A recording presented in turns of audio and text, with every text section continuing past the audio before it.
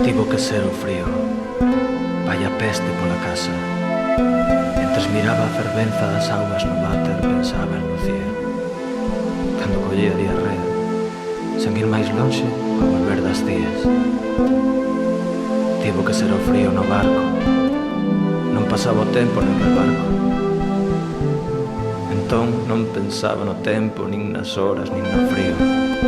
Pensaba en Lucía xogando naquel parque todo de madeira, e ti e máis eu pensando en facer unha escapada á tenda de campaña e amarnos alí baixo dobles teitos enriba da colchoneta vermella para non escarallar o lombo. Na terraza do bar onde dúas racións de paella chegaban para os tres, tomábamos unhas cervexas, ti sempre o teu café.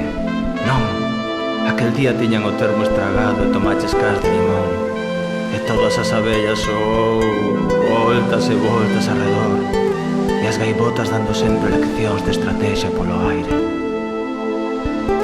Tivo que ser o frío, despidos un frío día de néboa, despidos, totalmente ledos, e a túa risa inundaba as praias, as árbores, as dunas non pisadas, os camiños, as abellas, os barcos, as ondas que morrían nos nosos pés, e ti cravabas os teus ollos nos meus ollos, e ti ollabas algo que non se podía ollar, algo que eu non podía ollar, algo que eu non sospeitaba, que non quería sospeitar.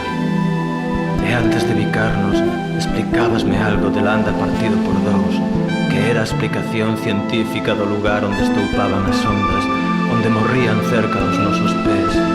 Eu bicábate nos teus lindos beizos, e ti bicábasme no punto preciso landa partido por dous. Filla brincando pola area da praia allea ao temor, máis do que precisamos, máis do que soñamos. Non cheiraba a merda nas illas, pero agora sí.